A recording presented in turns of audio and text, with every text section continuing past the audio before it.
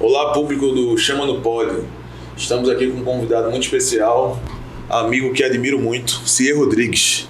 Cier é formado em Teologia, Ciências Contábeis e tem especialização na Escola Austríaca de Economia. É diretor financeiro do Agnes e vem falar sobre escatologia, a doutrina do fim das coisas, a doutrina do fim do mundo. Chama no Pod, Catita!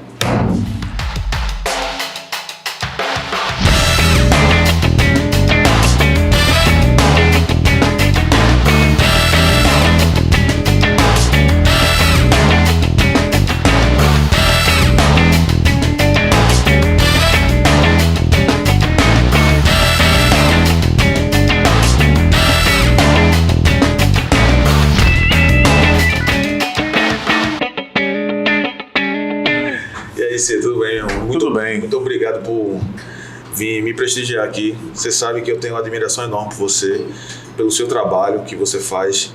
E para mim é uma honra você estar aqui, né? A gente sabe que a correria do dia, você arrumar um tempinho, né? É difícil.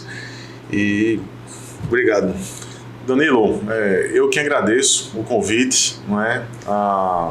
Estou muito feliz, animado por estar aqui e contribuir aí um pouco para esclarecer a respeito de um tema muito intrigante, não é?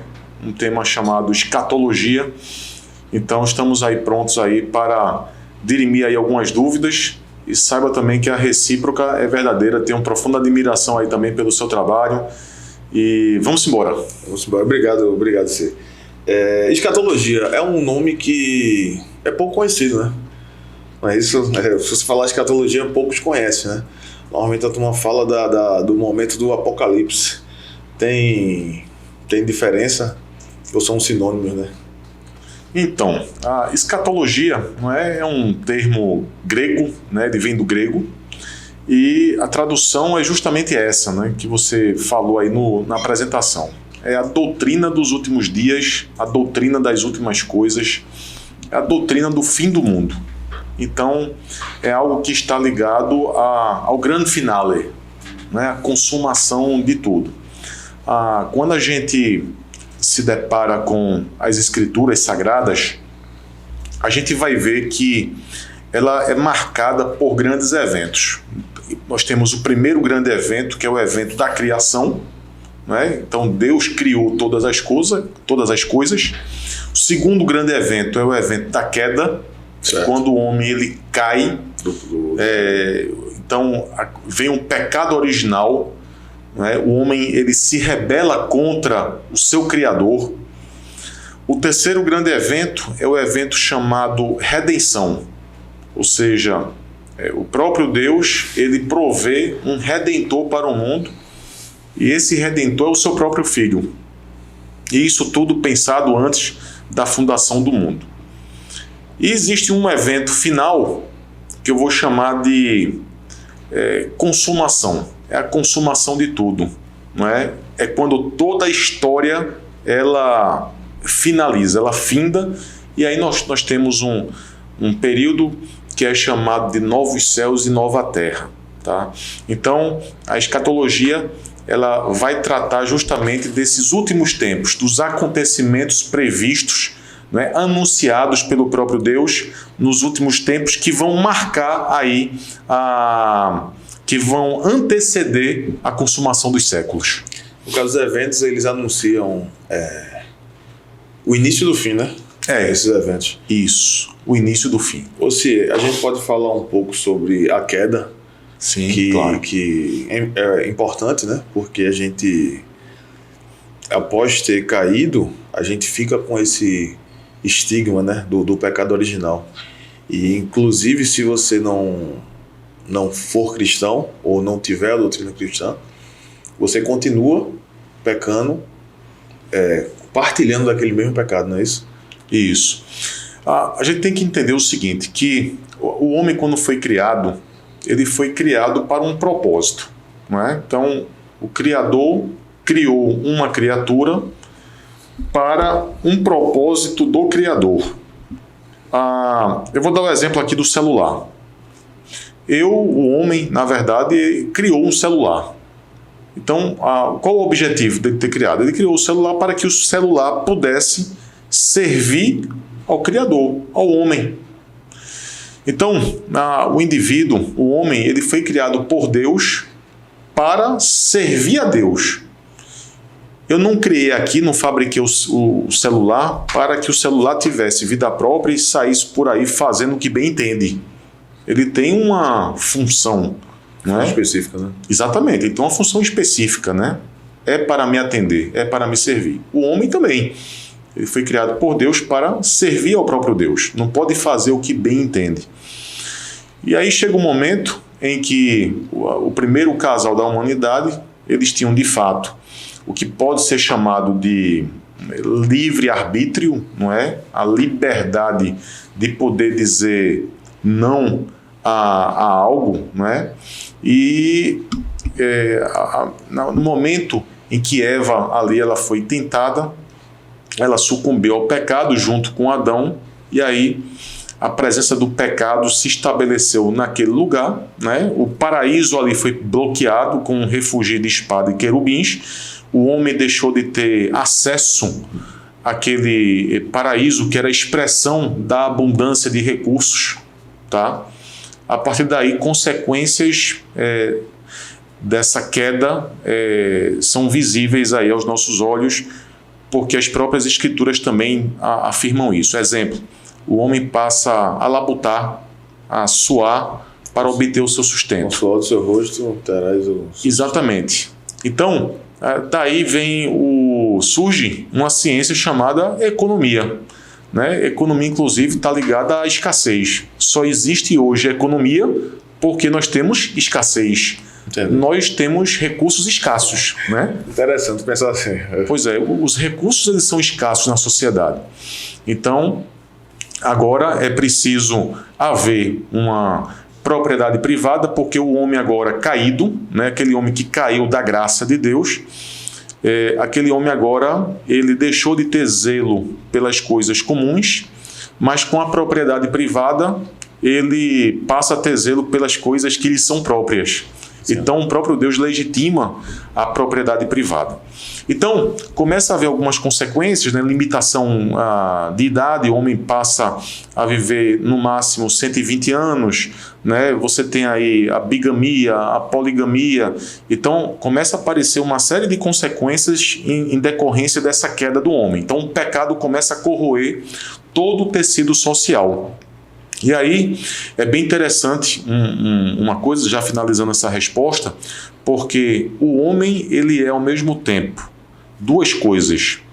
Primeira, ele é portador da imagem e semelhança de Deus, mas também o homem ele é um pecador, não é? O homem é um pecador nato. As escrituras vão dizer que não há quem busque a Deus, né?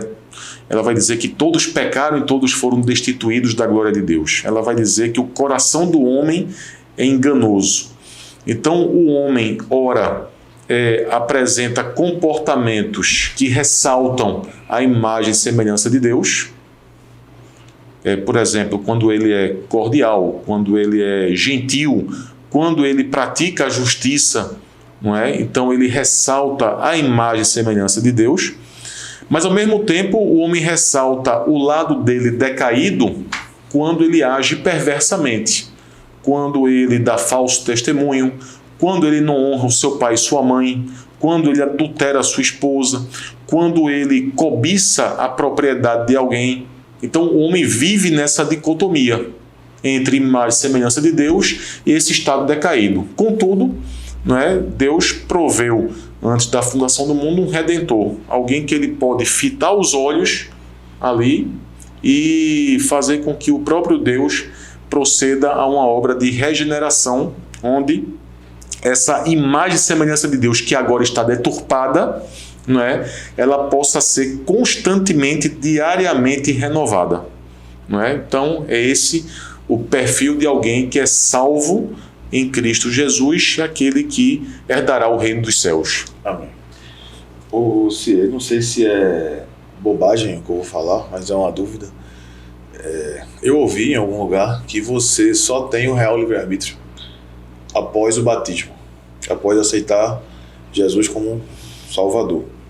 Porque antes disso, você só é pecado e você não vai ter aquele livre-arbítrio de não pecar, porque você ainda não conhece a redenção. Isso tem sentido? Olha, isso é um tema, assim, um debate muito controverso, né? A questão do livre-arbítrio, se de fato ele existe, se não existe, né? Então, assim, tem uma corrente na teologia que é chamada de arminianismo, não é? Que ele vai dizer o seguinte: olha, de fato o homem goza de livre-arbítrio, ele tem o atributo de escolher algo para a vida dele. Por exemplo, eu posso escolher Deus, eu posso aceitar, por exemplo, Cristo em minha vida, não é?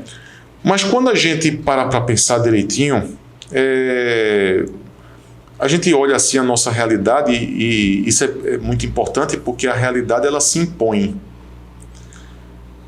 Eu fico pensando assim, será que eu vou conseguir, por exemplo, tomar uma decisão hoje, onde até o final da minha vida eu vou parar de pecar, eu vou parar de cometer erros?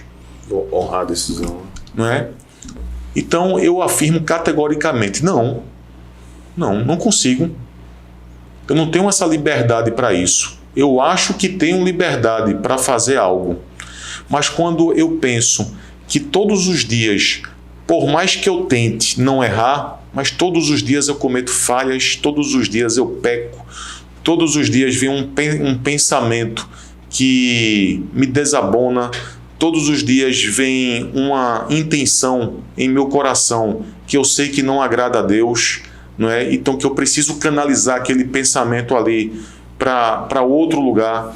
Então eu não tenho essa faculdade de poder verdadeiramente escolher não pecar. Entendi. Santo Agostinho, ele dizia o seguinte, né, que os verdadeiros seres humanos que possuíam a faculdade de livre-arbítrio era Adão e Eva, né? De fato, eles eram os únicos. Mas depois que o pecado entrou no mundo, então Agostinho dizia, a partir de agora, não é? O homem se encontra no estágio de não posso não pecare, né? Não posso não pecar. Então, ele não consegue não pecar. Então, todos os dias ele vai cometer ali um pecado e todos os dias ele vai ter que orar a Deus e buscar o perdão de Deus e confessar o seu pecado. Agora, na glória, não é? No paraíso, no estado glorificado, não é? Agostinho vai dizer que, de fato, ele se encontra numa faculdade de não posso pecar. Eu não posso pecar mais. Um estado glorificado, vivendo com Deus plenamente. Então, esse é o estágio em que você não vai conseguir pecar. Então, segundo Agostinho, e eu me afeiçoo muito com essa tese dele, de fato, só quem teve livre-arbítrio na face da Terra foi o primeiro casal da humanidade, Adão e Eva. E voltando para a escatologia, né, que a gente já entende o segundo evento, o grande evento, né? Primeiro a criação, o segundo é a queda. Mas vamos voltando para a escatologia. Antes do final dos tempos, a gente vai ver sinais, né? Isso. As Sagradas Escrituras dizem isso. Quais seriam esses sinais? Olha, tem um texto bíblico, Mateus capítulo 24, que o próprio Jesus ele fala que haverá nação contra nação, reino contra reino, haverá terremotos, fome em vários lugares. Então, tudo isso são sinais, né, apocalípticos. No entanto, quando Jesus estava se referindo a tudo isso em Mateus capítulo 24, ele estava apontando para um evento que aconteceu em Jerusalém no ano 70. Foi a destruição de Jerusalém ali no ano 70. aquela destruição ali, e as escrituras, elas trabalham muito com isso, não é? Aquela destruição de Jerusalém é uma pré-figuração, uma sombra, um tipo de fim de mundo. Simbolicamente representando o Apocalipse. Isso. Seria uma miniatura do Apocalipse. Então, a Bíblia, ela trabalha muito com isso. Né? Por exemplo, Sodoma e Gomorra, a destruição daquelas duas cidades por conta da imoralidade. Ali é uma miniatura do fim do mundo. Não é? Quando você tem ali as 10 pragas lançadas pelo próprio Senhor Deus lá no Egito, não é? Você tem ali uma miniatura de fim de mundo. Quando você tem a destruição de Jerusalém em 70 depois de Cristo, você também tem mais uma miniatura do fim do mundo. Então você tem ciclos, não é? A história, eu diria, a história ela é espiralizada, não é? Tanto que o sábio Salomão ele vai dizer lá em Eclesiastes que não há nada novo debaixo do sol, não é? As mesmas coisas acontecem de tempos em tempos, só muda a roupa, não é? Até vi aquela forma hiperdimensionada, ou seja, o concreto fim do mundo, ali o acontecimento final, a consumação ali dos séculos. Então, seriam exemplos de comportamentos humanos que vão levar a isso? É isso? Mas... Isso. Então, cada vez mais você vai ver homens que se inclinam à perversidade. Mateus capítulo 24, ele vai dizer assim, que a iniquidade viralizou de uma forma tal no mundo porque o coração de quase todos se esfriou, não é? Então você vai ver muitas pessoas de coração duro, incapacidade de se arrepender, não é? Muita maledicência, muitos homens caluniadores, invejosos, né? Uma igreja que cada vez mais vai se inclinar à apostasia, ou seja, vai haver uma apostasia generalizada. Então, tudo isso marca justamente a aproximação, né, do fim, né, do fim dos tempos. Explica só para quem não souber o que é apostasia. Boa, beleza. O que é apostasia? Vamos lá. Nós temos, eu vou dividir essa resposta em 3 partes. Se eu pudesse, por exemplo, pegar um indivíduo que ele confessou Jesus Cristo, certo? Um cristão. Então, ele ali é um cristão e ele começa ali a praticar as disciplinas espirituais, e ele lê a Bíblia, ele todo domingo está cultuando a Deus, ele ora, não é? Ele jejua, etc. Ele participa da Santa Ceia, né? Da Eucaristia, mas ele começa, em determinado momento, ele começa a flertar com doutrinas estranhas, com doutrinas que não encontram amparo nas escrituras sagradas. Então, esse cara começa a acreditar em coisas, por exemplo, universalismo, né? Ele vai acreditar que ninguém vai para o inferno, por exemplo, não existe inferno. Que não existe inferno, tudo mais. E aí ele começa a partir para a heresia. Então a gente pode chamar um cara desse de um herege. Ele, em vários pontos, ele afirma ali a ortodoxia bíblica, mas tem ali 2, 3 pontos que ele é esquisito, então ele é um cristão herege. Que ele não considera, né? Só que aí o perigo é quando o herege ele começa a se aprofundar na heresia dele, ele começa a dar mergulhos mais profundos, até chegar um momento que ele vai execrar a fé cristã. Ele vai execrar. Ele simplesmente abandona a fé cristã. Inclusive, passa até a militar contra o cristianismo. Era isso que eu ia falar. E é nesse ponto que ele se torna um apóstata. Entendi. Militar a favor da heresia, né? Militar a favor da heresia. Isso vem acontecendo muito, né? Muito. E eu estava até conversando, dizendo que é um perigo muito grande você militar a favor de uma heresia, que a partir do momento que você não sabe o que é errado, você acredita que aquilo ali é o comportamento certo, porque alguns, da maneira que tu disse, ele é um cristão que mesmo assim decide fazer uma heresia, interpreta da maneira dele, talvez para justificar algum comportamento errado, né? Mas a partir do momento que você não é cristão, não entende o que está nas escrituras e milita a favor de uma heresia, você defende aquilo ali, você não tem como se arrepender. Isso. Né? E essa ausência de consciência, essa ausência de arrependimento vai levar à danação. Né? Eu posso dar um exemplo, fazer uma ilustração aqui, né? Havia um homem que ele ia para a igreja todo domingo, estava lá sentado no banco da igreja, casado, tinha filhos e participava das atividades ministeriais, tudo mais, tudo organizado. E teve um momento que a mulher dele morreu. A mulher dele teve uma doença terminal e morreu. E a partir desse momento, esse cara, ele se afastou da igreja, abandonou as atividades dele ministeriais, ele começou a ter companhias assim, bem desagradáveis, não é? Começou a se entregar nas bebedices, não é? De se embriagar mesmo e ficar entregue, né? Sem consciência alguma. E esse cara chegou a um ponto de jogar bola, né? Usando a própria Bíblia como bola. Ou seja, de chutar a Bíblia, né? Com os amigos dele, desdenhando da palavra de Deus.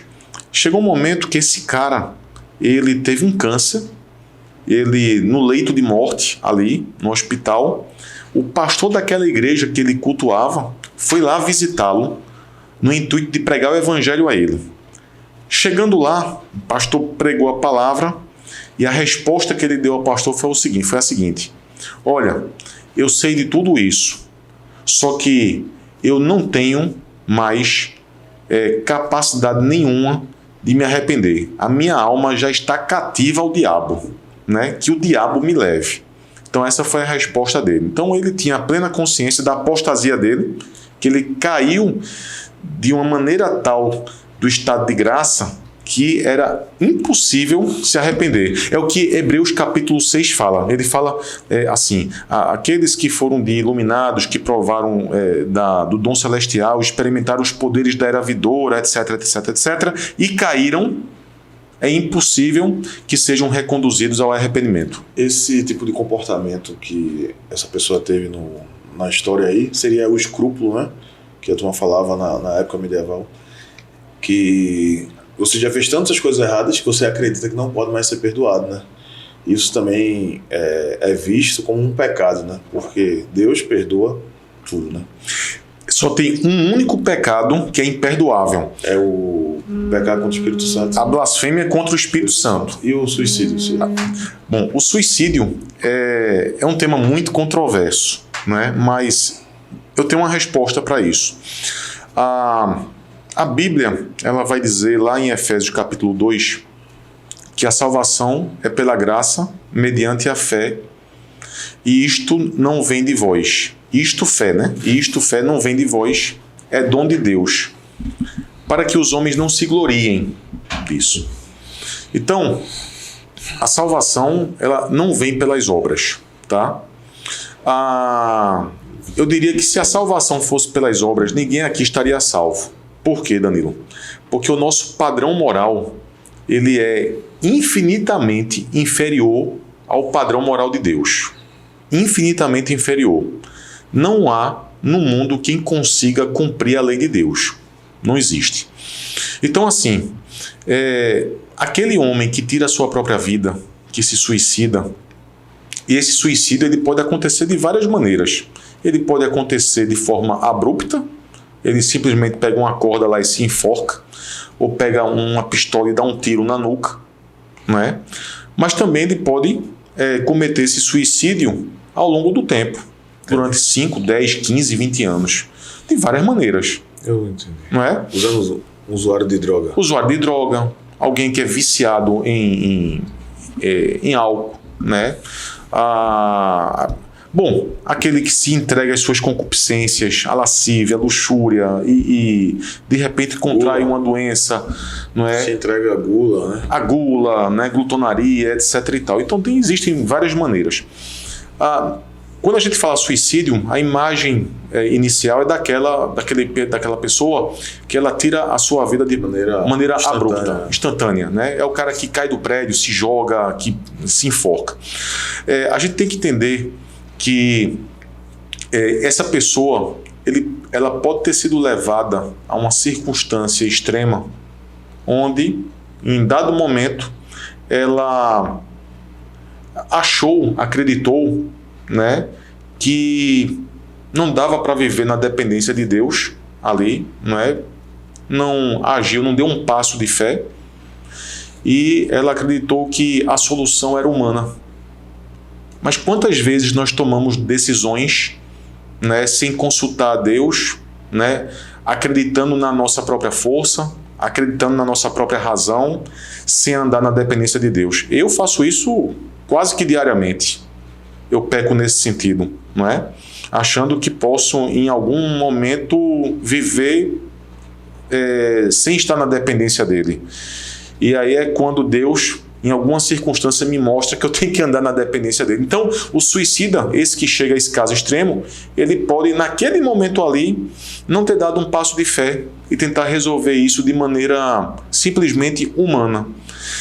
E aí a Bíblia, ela nos consola, porque Romanos capítulo 8 vai dizer o seguinte: nada, absolutamente nada nos separa do amor de Deus, nem vida, nem morte, nem altura, nem profundidade, nem qualquer outra coisa pode nos separar do amor de Deus. Então, se ele de repente era um cristão, um genuíno cristão, mas ali ele deu uma fraquejada na fé e veio a se matar, isso não significa necessariamente que ele vai para o inferno ou que ele não era salvo, tá? É lógico que quem tira a própria vida, tá, não é esperado de um genuíno cristão tirar a própria vida. Sabemos disso. Mas vamos lembrar do rei Davi. O rei Davi, ele era o homem segundo o coração de Deus. E o que é que Davi fez? Davi adulterou Batseba. Primeiro, Davi não foi para a Guerra Santa. Ficou ocioso, cobiçou Batseba. Davi, ele matou o marido de Batseba, Urias, para poder ficar com ela. Davi foi um péssimo pai. Davi matou muita gente, derramou muito sangue. Então Davi cometeu muitos erros. Mas o que é que leva Davi a ser o homem segundo o coração de Deus? É porque Davi pecava. Mas aquele pecado lá, ele não voltava a incorrer naquele mesmo pecado. Por quê? Porque ele se arrependia. Entendeu? Então, a questão do suicídio é essa. Não é um comportamento esperado de um genuíno cristão, mas isso não significa que ele não vá para o céu. Ele pode ir para o céu. Tá? O único pecado que é imperdoável, que se chama de blasfêmia contra o Espírito Santo. É o único pecado. E o que é isso? É quando ele, de fato, ele vem a execrar, o próprio Cristo. Quer mais um exemplo disso? Eu conheço alguém que ele pregava, inclusive, na igreja. Pregava na igreja, certo? Ele estava em púlpito, lendo a Bíblia e expondo as Escrituras. Chegou um momento que virou uma chave na cabeça dele e esse homem se tornou ateu. Então, ele foi exposto por anos às verdades bíblicas. Ele conhecia a doutrina, ele estava debaixo da pregação expositiva, estava debaixo da disciplina eclesiástica, estava debaixo da administração correta dos sacramentos. Chegou um momento que ele caiu. E essa queda, ela é tão feia, tão vertiginosa, que ele execra o próprio Cristo ao ponto de militar contra ele, contra Cristo. Então ele começou a ser um ateu militante. Então aí é a chamada blasfêmia contra o Espírito Santo. Isso é imperdoável. O que tu falou sobre a fé é importante, né? Eu vi o padre Paulo Ricardo falando isso também. Cada vez que a gente reze, peça a Deus para ter fé, porque fé não é nossa. É verdade. Fé é parte da graça divina, né? Perfeito. Acreditar no que a gente não consegue ver, né? Tem que ter a graça de Deus. E os cristãos, eles vão enfrentar as tribulações, tem esse entendimento, né? Isso. Algumas pessoas acreditam que antes das tribulações vão ser arrebatados. Outros vão passar pelas tribulações e após vão ser arrebatados. Como é esse estudo aí? Isso é o que está dentro do entendimento da doutrina do milênio, não é? Porque Apocalipse ele fala desse período milenar, um período de 1000 anos, um período onde Cristo reinará ali por 1000 anos. E é interessante porque todas essas correntes ligadas ao milênio, a pré-milenista, a milenista, pós-milenista, elas têm muitas coisas em comum. Não é? Todas elas entendem que Cristo vai voltar, que Cristo vai julgar os vivos e os mortos, que Satanás será julgado e condenado, que nós teremos um período também de prosperidade, não é?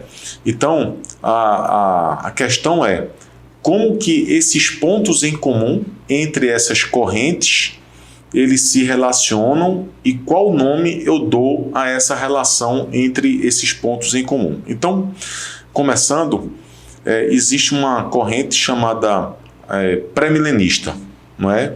É a pré-milenista histórica, vou chamar assim.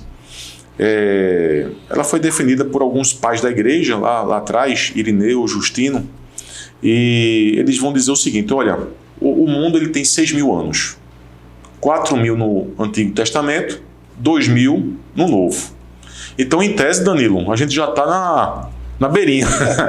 A gente já está na beirinha já. Né? Segundo o pré-milenismo, né? Histórico, né? No caso, toda a linha do tempo vai ter 6.000 anos. 6.000 anos. E tem muitos teólogos, exatamente, tem muitos teólogos que acreditam nesse modelo chamado modelo Terra Jovem, que é um modelo que a Terra, ela de fato não tem milhões de anos. Ela tem poucos milhares de anos, sabe? Tem evidências assim, de fato, bem interessantes. Para tanto, eu sugiro até que vocês assistam o Adalto Lourenço, que é um cientista cristão que ele advoga o modelo Terra Jovem. Então, ele vai dizer o seguinte: olha, o que acontece? Nós teremos aí, não é, um período de fato de tribulação, não é? E a gente percebe, né? Em particular, eu tenho o sentimento que o mundo descarrilhou, principalmente depois que veio a pandemia. A gente estava conversando sobre isso antes de começar. Eu também tenho essa sensação. Eu tenho esse sentimento. Inclusive, acontecendo... Só um parênteses. Fica à vontade, fica à vontade. Que não se perca aí. A casa é sua. Faustão, né? O cara entrevistando e falando. Eu também tenho essa percepção por acontecer certas coisas. Eu não sei se é a velocidade da informação. Pode ser que o mundo sempre tenha sido assim, a gente não percebia porque as coisas demoravam a chegar. Mas muitos crimes, por exemplo, eu sou policial, sem motivação. Isso para mim é uma loucura, né? Você chegar na rua, o caso que aconteceu da creche, infelizmente, né? Não tem motivação, pulou para atacar crianças. Ou aqui mais próximo, um criminoso entrou no Uber, esfaqueou o Uber sem motivo, né? Esses ataques de violência sem motivo aparente pra gente, que a gente às vezes tenta encontrar o consolo na motivação. Não, é uma motivação financeira, não, ele queria poder, não, ele era um crime passional, ele tinha aquela emoção forte para fazer aquilo, né? Sem esse motivo, é o puro mal, né?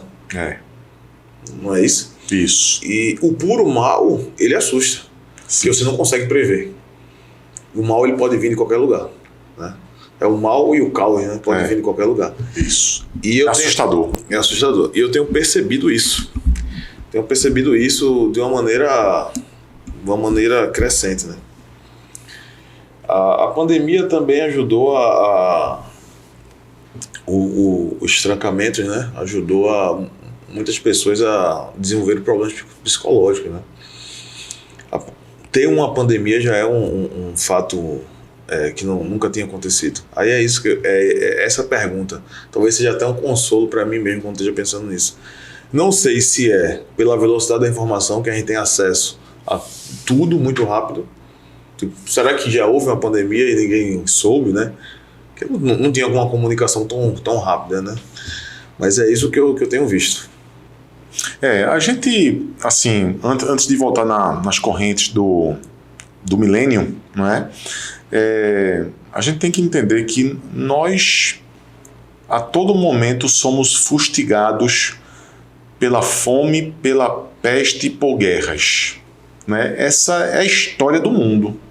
A história do mundo conta isso. Né? O mundo, de tempos em tempos, ele é alvo da fome. E quando eu digo fome, você tem uma região que entra em colapso econômico e as pessoas começam a padecer de fome. Economicamente, isso aconteceu e acontece. Ainda hoje. Né? Você vê, por exemplo, na China, entre 1958 e 1961, né, os pais trocavam de filhos, né, para comer literalmente a carne deles. Tamanha era a fome. Mas por que trocavam de filhos? Porque a consciência acusava menos eu comer literalmente a carne do filho do meu vizinho. Então isso aconteceu, não faz nem 100 anos. O negócio é aterrorizante, né? Então assim, a gente está lidando com situações... Eu estava achando, Danilo, esse século muito calmo. Isso tem alguma coisa errada. A história humana, ela não é calminha assim não. Tem algo errado. Entrou o século XXI, muita tranquilidade, muita paz, em vista de tudo que aconteceu na história. Muito conforto, né? Muito conforto, padrão material elevado, aumentou significativamente. Acesso a diversos recursos. Exatamente. Mas aí veio a pandemia. Eu disse, opa, agora o mundo voltou a ser mundo, não é? Então, assim, nós não estávamos acostumados com essas aflições nessa magnitude. Diferentemente do cara que nasceu em 1900, que o cara com 14 anos presenciou a Primeira Guerra Mundial. Com 18 anos, o cara presenciou a gripe espanhola, que matou milhões de pessoas no mundo, não é? Então, nós temos aí, depois de pouco tempo ali, né, a Segunda Guerra Mundial. Ele já estava com mais de 30 anos, não é? Veio Hitler. Então, assim, o pessoal era acostumado com tragédia. A expectativa de vida era ali em torno de 44, 45 anos, né? A idade que eu tenho. Então, a morte, você vivia as sombras da morte naquela época. Hoje, você tem um padrão de vida muito elevado. A expectativa de vida hoje está beirando os 80 anos, não é? Quantas pessoas nós conhecemos que estão morrendo com 80, 90, né? 93, 94 anos, um monte, não é? A renda per capita aumentou significativamente, não é? Então, a gente virou aquele menino mimado, né? É um menino mimado que está acostumado a não sentir mais dor, né? Porque o metiolate não arde mais. Quando vinha pancada, né? O menino mimado não sabe se defender, né? Não sabe se defender, né? Tu falou da peste, fome, guerra. E a morte. São os cavaleiros do... eu vou chamar são os mensageiros de Deus, né? Deus, quando ele quer julgar um mundo, quando ele quer julgar uma nação, ele manda esses mensageiros, não é? A peste, a fome, a guerra, né? É interessante que a gente viu agora, por exemplo, né? Pandemia. A pandemia foi uma peste, não é? A peste, ela fez com que maus governos confinassem pessoas em suas casas, né? Que a economia parasse. Você deixa de produzir, baixa a produtividade absurdamente. Isso suscita o quê? Né? O colapso econômico, fome, não é? E ainda de quebra vem uma guerra, né? Entre Rússia e Ucrânia. Então, tudo isso causa morte. Tudo isso causa morte, não é? Então, a mortandade. Então, você vê aí, né, os 4 cavaleiros do Apocalipse, eles representam justamente esse cenário, né? Cenário de mensageiros que trazem todas essas coisas a reboque, né? No final das contas, a própria mortandade. Então, o livro de Apocalipse, ele representa esses ciclos de juízo de Deus sobre a terra até o juízo final, que é esse juízo hiperdimensionado, onde todos irão comparecer, né, no tribunal diante de Deus para serem julgados, né? E aqueles que estiverem em Cristo, não é? Que não pense que você vai chegar diante de Deus e Deus vai dizer assim, opa, peraí, deixa eu ver se Danilo aqui, ele é melhor ou pior do que a média da humanidade, né? Ele vai dizer assim, Danilo, quem foi que fez a tua expiação? Não é? Se foi Cristo, teu nome já está ali escrito no livro da vida. Então, estará no céu, no paraíso, junto com o Pai. Caso contrário, não é, estará privado da presença dele eternamente. Não é? Então, Apocalipse é um livro, de fato, muito intrigante. E tem não sei se é uma parte da Bíblia ou se é um ditado, diz que a porta é estreita, né? Sempre. A porta do paraíso é estreita e nem todos irão passar. Voltando, deu uma mastigada. Voltando. A história do mundo, tem uns que acreditam que só tem 6.000 anos, né? Uhum. Esse é o pré-milenismo histórico. Então, ou seja, o mundo, ele de fato ele vai piorar, né? Ele vai piorando, né? Nós vamos passando aí por tribulações, situações aí difíceis na vida. No entanto, vai acontecer um evento importante. É a segunda vinda de Cristo. Então, Cristo virá, não é? E quando Cristo vem pela segunda vez, ele estabelece ali o seu reinado de 1000 anos. Logo depois desse reinado de 1000 anos, não é? Nós iremos ser submetidos ao juízo final, não é? E logo depois do juízo, nós teremos aí os novos céus e nova terra, tá? Então, esse é o chamado pré-milenismo histórico. Por que ser pré-milenismo? Porque a vinda de Cristo, ela acontece antes dos 1000 anos. Por isso, pré-milenismo, tá? Então, essa é uma corrente que ela, por exemplo, o pessoal da Igreja Batista geralmente defende, pessoal da Assembleia de Deus, né, pentecostais, eles se afeiçoam com essa corrente relacionada ao milênio. Nós temos uma outra corrente que é a pós-milenista, né? Pós já está dizendo depois, ou seja, essa segunda vinda de Cristo, ela acontece depois desses 1000 anos. Então, basicamente, o mundo, ao invés de piorar, na verdade ele vai melhorar o mundo. Então, o mundo entra numa espécie de era dourada, né? O evangelho ele vai sendo pregado, as nações vão se convertendo, não é? Essa justiça divina ela vai se estabelecendo em vários locais, não é? Então você tem ali um período áureo, não é? Um período de 1000 anos, e de repente, não é até uma brincadeira, Jesus está lá em cima, aí olha assim para baixo, vê aquele mundo assim, né? A era dourada do mundo, ele diz assim, caramba, lá embaixo está melhor do que aqui em cima, vou descer. Né? E aí ele volta. E na volta dele já é o juízo final, não é? E novos céus, nova terra. Então, essa é a corrente do pós-milenismo. Tem uma terceira corrente que ela é chamada de amilenista, não é? O que ela diz, a milenista? Ela diz o seguinte, olha,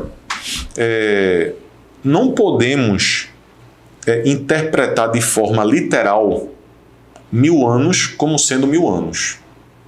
Porque o livro de Apocalipse, a literatura apocalíptica, ela não pode ser interpretada literalmente. Aí ele vai dizer assim, Apocalipse capítulo 20 fala de milênio, certo?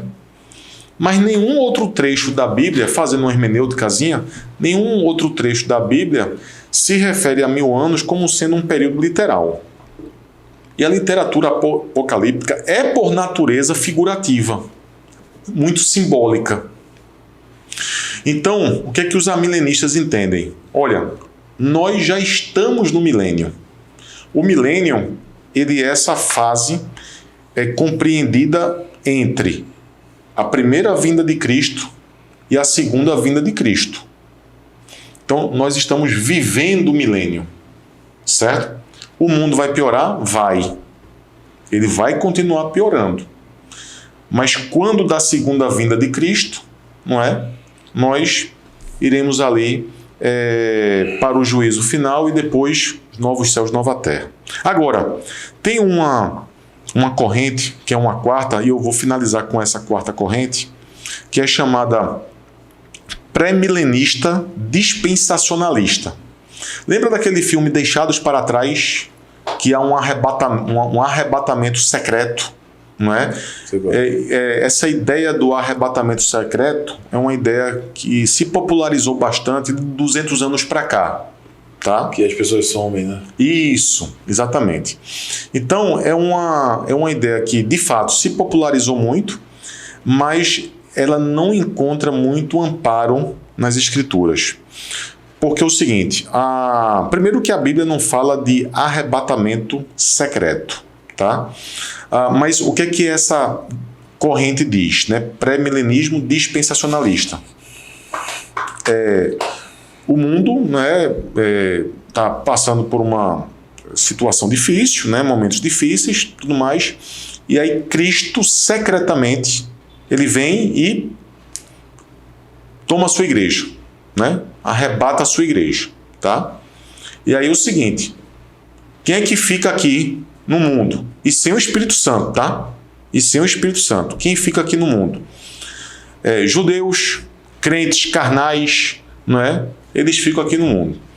Então, num período de 7 anos, esses judeus e crentes carnais e ímpios começam a comer o famoso pão que o diabo amassou, não é? Durante 7 anos, só apanhando, Danilo, só apanhando durante 7 anos. Então, um período intenso de tribulação, tudo mais. E aí Cristo vem a segunda vez. E nessa segunda vinda de Cristo, né, alguns desses que apanharam bastante nesse período de tribulação, né, alguns desses, mesmo sem o Espírito Santo, né, entregam a sua vida a Cristo, né, e Cristo também os toma. Tá? E aí começa, depois dessa segunda vinda dele, o reinado de 1000 anos. E aí nesse reinado de 1000 anos acontece uma terceira ressurreição. E no final ainda, né, que antecede o juízo final, ainda vai haver uma ressurreição ainda dos ímpios, né? Mas é uma interpretação muito literal, né, que tem muitas dificuldades hermenêuticas, não tem amparo nas Escrituras, mas que acabou se popularizando muito graças àquele filme Deixados para Trás. Então, basicamente, essa é a história do milenismo. Agora, se você me perguntar, antes que você me pergunte, né? Você é o quê? Né? Tem qual delas? Né? Eu sou amilenista, não é? Ou seja, eu acredito que a literatura apocalíptica ela deve ser interpretada não de forma literal, não é? Que a gente vai passar sim, já estamos passando por sofrimentos, por privações, tribulações, a gente vem tendo experiências amargas na vida, não é? Mas Cristo virá, não é? E ele vai tomar ali a sua igreja, e ali haverá justamente o juízo final e a consumação dos séculos, e viveremos eternamente com o Pai, sabe? Então, eu acredito no amilenismo. Eu acho que aqui tem menos dificuldades de interpretação. Certo. Não tem como falar de escatologia, de final dos tempos, né? Do fim do mundo, né? Sem falar da marca da besta, né? Que quando chegar o período do final, ninguém irá comprar nem vender que não tiver a marca. E quem tiver a marca vai ser condenado. É isso, você? Isso, exatamente. Eu queria, inclusive, deixa eu abrir aqui a Bíblia. Tem o capítulo, você fala da marca da besta, é o capítulo 13, né, de Apocalipse. Vou até colocar o óculos aqui, Danilo, porque depois que você passa dos 40, você fica sério. E eu comecei a usar óculos agora recentemente e eu descobri uma coisa, né? Eu tinha 2 constatações na minha vida, 2 certezas na minha vida, né? A primeira, a certeza da morte. E a segunda, a certeza que você vai pagar imposto, não é? E a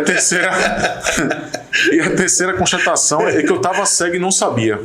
Não é? Então, eu estou aqui diante do capítulo 13 do Apocalipse. E ele começa assim, ó. Vi emergir do mar uma besta que tinha 10 chifres e 7 cabeças.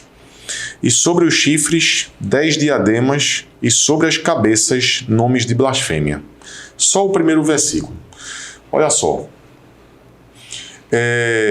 Quem escreveu Apocalipse foi o último discípulo de Cristo que estava vivo. Né? São Paulo? João. São João.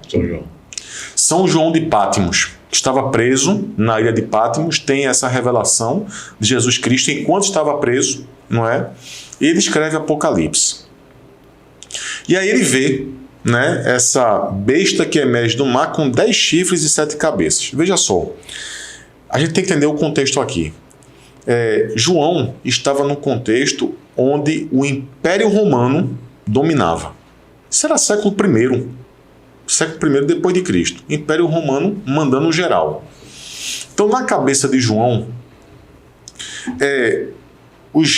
as 7 cabeças aqui eram justamente os 7 imperadores romanos daquele século. Não é? Então, a gente teve Tibério, teve Cláudio, teve Calígula, teve Nero, César, né? Teve Domiciano. Então, nós tivemos ali 7 imperadores. Mas ele fala aqui de 10 chifres. Teve um período, no primeiro século, que durante 1 ano e meio, 3 pequenos imperadores ali assumiram meio que temporariamente o poder ali em Roma. E ele fala aqui que sobre as cabeças havia nomes de blasfêmia, não é? E aí o seguinte, nomes de blasfêmia. Era normal um imperador romano ele achar que era o próprio Deus. Na verdade, o Leviatã, né? Ele misturava, ele encarnava o Deus da guerra, né? Em tempos de guerra, né? Sim. E ele se pronunciava como um Deus, com um D minúsculo. Isso. Então, isso aconteceu também com os imperadores, né? Aqui, né? Esses que eu citei. Então, por exemplo, Calígula, um louco varrido, aquele que elegeu o seu próprio cavalo como senador, né? Em Roma. Nero César, também, outro que se achava o próprio Deus. Então era comum, né, haver ali na fronte o nome Divus ou Sebastos, que significava divino. Então ele achava que era o próprio Deus.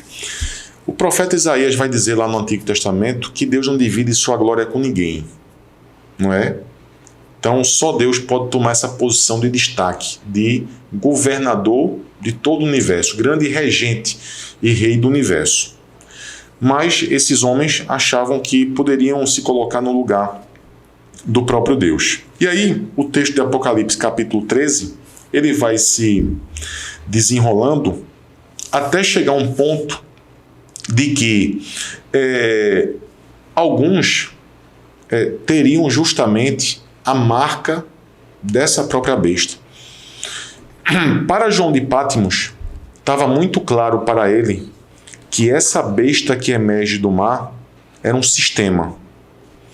Era o próprio Império Romano com toda a sua iniquidade.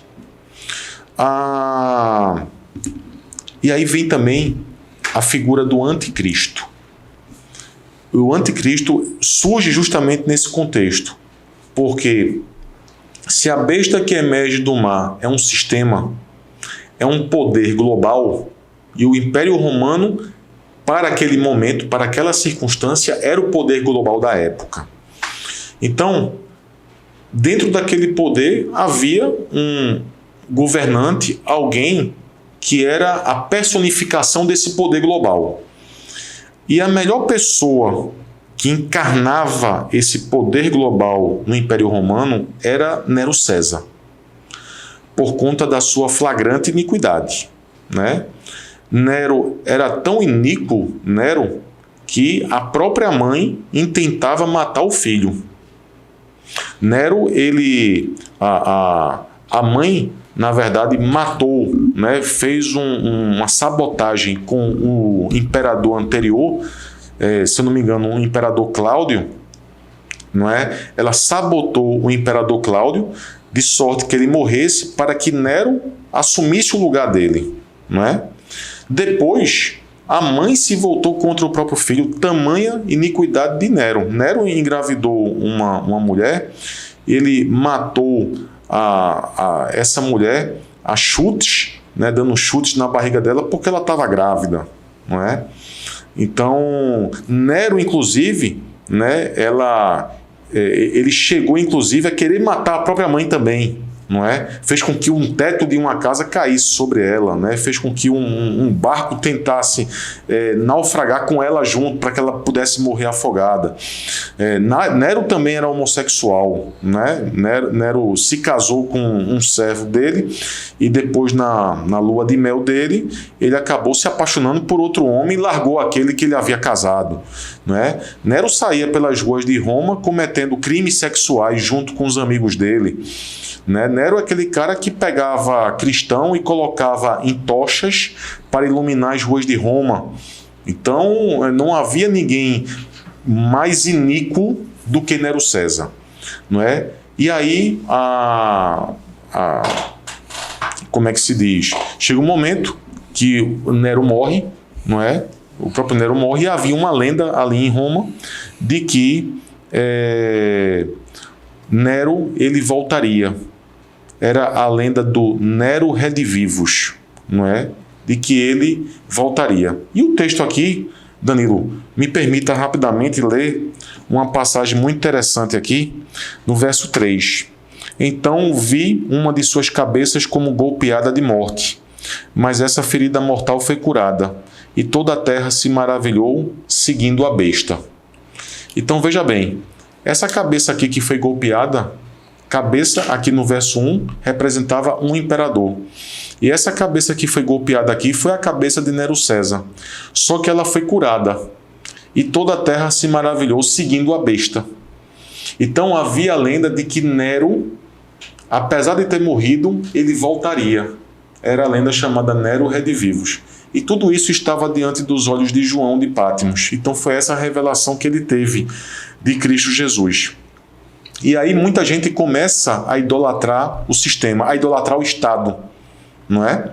Então há uma idolatria ao Estado, há uma idolatria ao sistema que confere ao indivíduo proteção, que confere ao indivíduo segurança, né? É aquele indivíduo que chega ao ponto de dizer assim: eu troco a minha liberdade pela segurança que esse Império Romano vai me oferecer.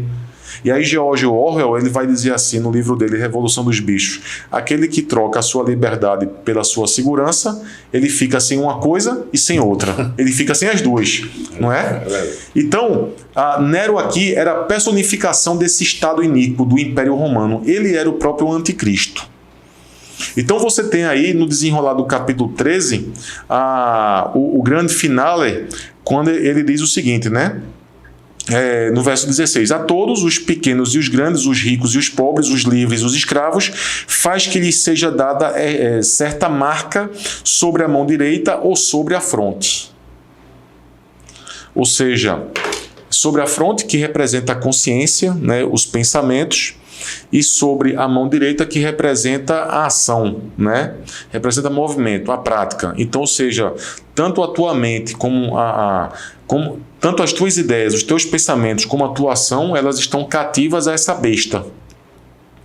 E no verso 17 é o que você falou: para que ninguém possa comprar ou vender, senão aquele que tem a marca, o nome da besta ou o número do seu nome. E aqui ele termina, não é? Então, ou seja, essa marca, quem tem a marca da besta, evidentemente são aqueles que não estão em Cristo, né? São aqueles que sucumbiram a uma idolatria, naquela ocasião, a idolatria ao Estado, não é? Que pode conferir ao indivíduo muitas proteções, muitas garantias, onde o indivíduo transfere suas responsabilidades individuais para ele, para o Estado, não é? Então é esse que tem a marca. E aí, uma vez detentor dessa marca, né, você pode realizar, por exemplo, transações comerciais como comprar e vender. Mas aquele que não possui a marca, ele não pode nem comprar e nem vender, porque ele simplesmente ele não se prostrou a César. Ele não se ajoelhou ali diante de César. Ele disse assim: eu prefiro correr risco. Eu prefiro ser o pássaro que vai pegar comida lá fora, né, do que ficar dentro de uma gaiola recebendo comidinha ali do meu dono todo dia. Entendeu? Entendi. Então, o cara que não tem a marca é aquele que ele vai assumir grandes riscos. Ele não se prostrou ao sistema, ao establishment. Entendeu? Ele não se prostrou a César. Não é? Ele adora a Deus e não idolatra ao Estado. E aí vem aquele negócio, a marca é visível ou invisível? Quando você faz uma hermenêutica no texto, você vai ver o seguinte, que aqueles que estão selados em Cristo, né, pelo Espírito Santo, estão salvos. E esse selo é visível ou invisível? Invisível. Né? Quem está selado em Cristo, né? Eu não tenho selo aqui nenhum, uma marca, por exemplo, sou cristão. Eu evidencio isso através das obras, né? Você conhece se uma árvore é boa pelos frutos que ela dá. Se o fruto é bom, a árvore é boa. Então você pode dizer que aquele cara de fato é um genuíno cristão. Mas ter uma marca visível, não. Aqui também não. Essa marca não é necessariamente uma marca visível, não é? E aí, Danilo, chega no ponto da vacina. Aí vários estados, várias nações obrigaram pessoas a tomarem a vacina, caso contrário, elas perderiam sua cidadania. Eu tenho um amigo na Itália que ele disse o seguinte: se eu não tomasse 3 vacinas, eles iriam fechar meu restaurante. Certo? E aí ele tomou as 3 vacinas. E ele tomou as 3 vacinas para que ele pudesse continuar realizando suas transações comerciais. Comprando e vendendo. Comprando e vendendo. E aí, se esse teu amigo, então tem a marca da besta, não é? Eita, aí Danilo vai dizer assim: se eu tomei a vacina, será que... Eu nem sei se você tomou. Eu tomei a vacina, será que eu tô com a marca da besta? Peraí, deixa eu aqui fazer uma observação. É lógico, é claro, que a gente vive numa cultura onde vacina era algo muito bom. Era vacina que passava pelo escrutínio do tempo. Ou seja, se uma vacina chegava no meu braço, ela passou pelo menos por 10 anos aí de observação. Vacinas que foram comprovadas pela experiência humana, que elas passaram pelo teste. Né? Essa vacina pode ser chamada de vacina? Não. Ela, na verdade, foi uma inoculação experimental. Não passou pelo teste no tempo. Né? Ela não foi confirmada pela experiência humana. Entende, Danilo? Então é o seguinte, mas havia muitas dúvidas em relação a isso. E muita gente, de forma legítima, tinha dúvidas em relação a isso. Então muita gente pensou assim, tive amigos que de forma sincera disse assim, olha, eu vou tomar porque eu preciso, de fato, do meu emprego para prover a minha esposa e meus filhos. Pastor de igreja que disse assim, eu vou tomar a vacina para proteger os membros da igreja, as minhas ovelhas, de contaminação, porque de fato acreditavam. Mas eu posso dizer que isso foi um teste. Um teste. Eu posso dizer que isso foi uma protomarca. A vacina, ela foi uma protomarca da besta. Né? Uma programação preditiva, para todo mundo. Foi uma sombra, né? Uma prefiguração. Porque a marca da besta vai ser algo que, de fato, e assim eu entendo, que você não vai ter dúvida. Sabe? Não vai ter dúvida. Entendeu? De repente, vamos lá, eu vou aqui cogitar. De repente, você vai ser obrigado a assinar um documento, por exemplo, para dizer assim, olha, para poder eu entrar numa empresa, eu tenho que fazer uma declaração aqui, dizendo que eu sou a favor do aborto. Ou seja, você, né, a tua mente, tornar a tua mente cativa a uma ideologia, não é? A um capricho estatal, entendeu? Ali transformar numa aposta, né? Exatamente. Então, ali de fato é um negócio nítido, muito claro, patente, não é? Onde você de fato está declarando algo que é absurdo, que você não tem dúvida nenhuma. que aquilo ali é anticristão. Completamente o oposto de ser cristão. Deixa eu dar um exemplo, só para, né, finalizar aqui essa minha longa resposta, né, até peço perdão. Tá ótimo papo. O cara que descobriu as causas da síndrome de Down, o cara que descobriu Jérôme Villeneuve, um francês, um cristão, muito temente a Deus, e esse cara ficou famosíssimo no mundo, porque descobriu as causas da síndrome de Down. E esse cara começou a dar entrevista, esse cara ganhou muito dinheiro, esse cara teve uma projeção no mundo médico muito grande, né? No mundo acadêmico, científico muito grande. Certo momento, chegaram para Jérôme Villeneuve e disseram assim: olha, agora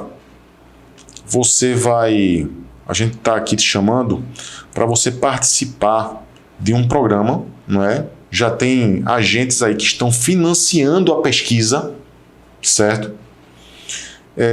E aí aquele negócio, né? A gente acha que o mundo científico é lindo e maravilhoso, só que não, né?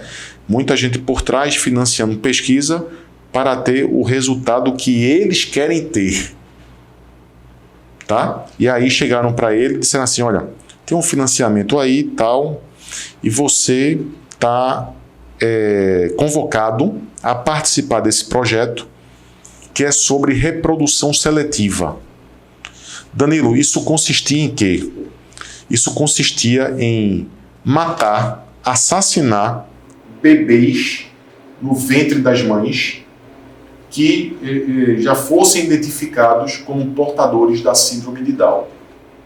Então ele teria que subscrever ali, entendeu, que era permitido assassinar aqueles bebês já com síndrome de Down dentro do ventre da mãe. Ou seja, ele estava declarando ali um atestado de assassino. Então ele disse: não, eu não quero, não faço parte desse programa. Adivinha o que aconteceu? Perdeu a bolsa, perdeu o financiamento. O cara que era bem financeiramente, o que aconteceu com ele? Ficou pobre. Ficou padecendo materialmente.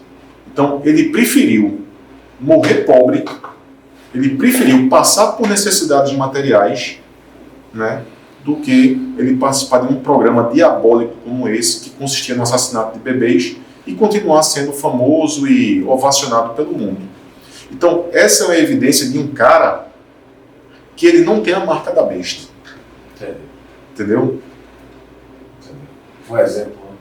Um exemplo, uma ilustração. Perfeito, sim. O que fazer, né, para não ter a marca? Vou te explicar, né?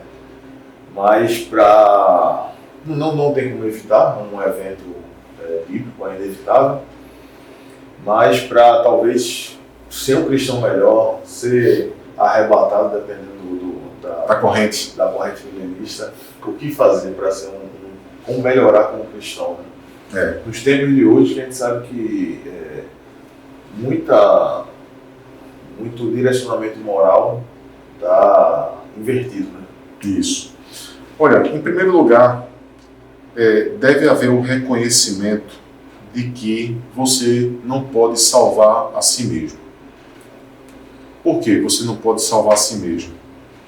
Porque você é portador do pecado original, você é carente dessa graça de Deus, da misericórdia dele.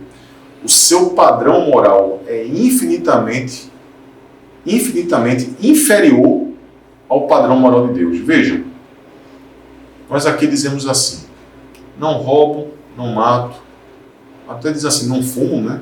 Não roubo, não mato, não fumo, pronto. Isso é o perfil do homem bom, né? Do bom pagão que está automaticamente salvo. Não é assim, não é? O padrão moral de Deus é tão superior que ele vai dizer assim: olha, ame os inimigos, ore por aqueles que perseguem vocês, não é? Então, ore para que ele pare de perseguir vocês, não é? Então, amar amigos é muito fácil. mas vai amar inimigo. E amar aqui, eu não estou dizendo, amar na Bíblia não tem a ver com sentimento, não tem a ver com paixão. Amar tem a ver com fazer aquilo que é moralmente correto, biblicamente falando, certo? Então, se eu amo alguém, é porque eu faço com aquela pessoa tudo aquilo que é moralmente correto, certo?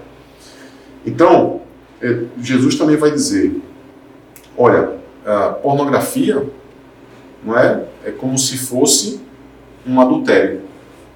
Então veja, o Aristóteles, né, que eu gosto muito de filosofia, Aristóteles ele vai dizer que o erro, na verdade, né, é quando parte para uma prática errada. Então, mesmo que você tenha intenção impura, mas isso não seria algo danoso, grave. Mas Jesus ele alerta, diz assim, olha, alguém que olha com intenção impura, ele já adulterou. Então ele vai dizer assim, a pornografia é considerada um adultério. É um padrão infinitamente superior que a gente não consegue alcançar. Então, primeiro é o reconhecimento de que nós somos limitados, frágeis, fracos, e não podemos salvar a nós mesmos. Depois disso, é dar o passo de fé. O homem moderno ele tem essa dificuldade, né? Muito.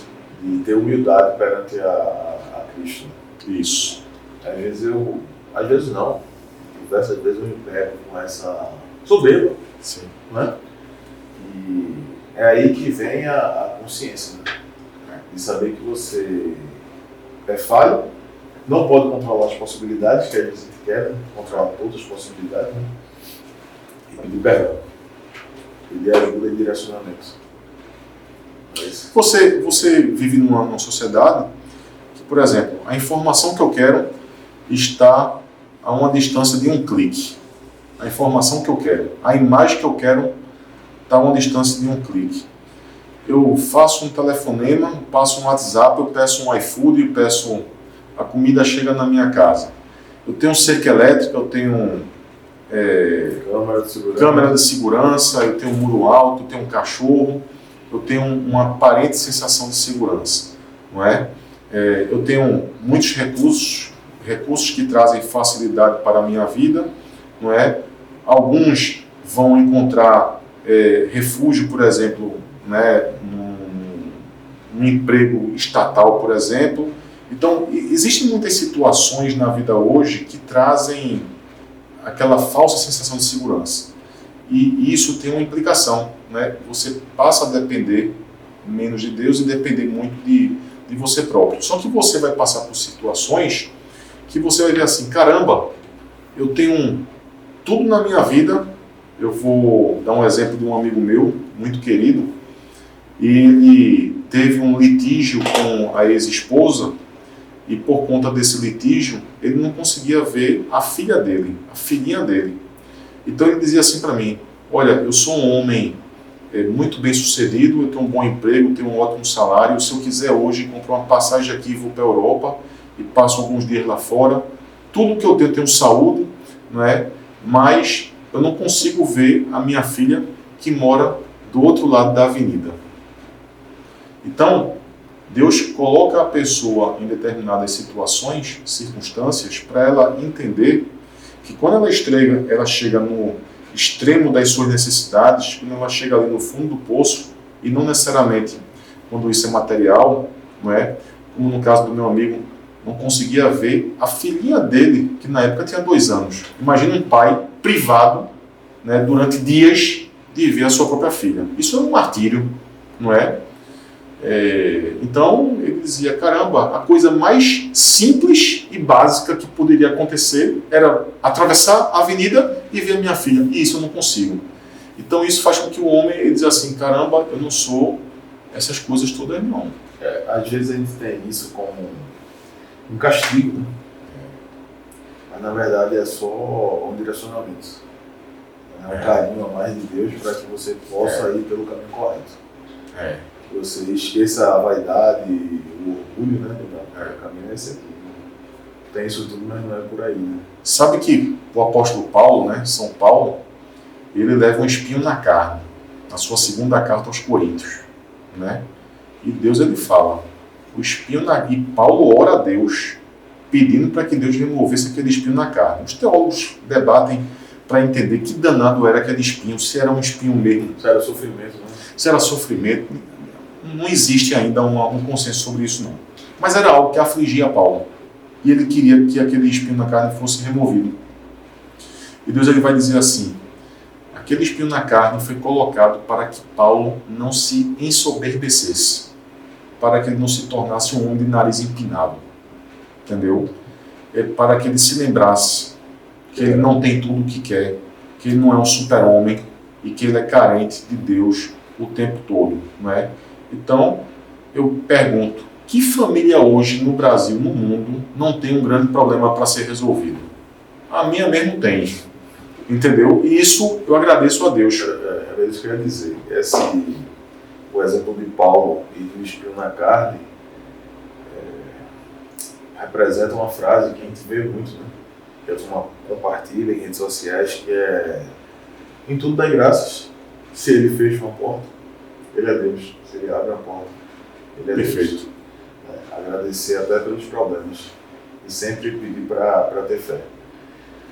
Deixa eu pedir aos que estão assistindo aqui o podcast até aqui, estão gostando, né? Dá essa moral aí, curte, comenta, compartilha aí, manda para os amigos que têm interesse no assunto de escatologia. E a gente está perto de concluir o programa. Muito obrigado aí por ter vindo. Eu que agradeço. Agradeço bastante aí a oportunidade. Já está convidado novamente para falar de economia, para mostrar que o Leviatã devora tudo, né? Ele leva quase a metade da pizza. Eu vou comer pizza daqui a pouco com a minha esposa e um casal amigo. E naquela pizza de 8 retalhos, praticamente 4 é do Estado. É. E a gente vai vir aqui para falar bem mal. Eu não tenho conversa a falar.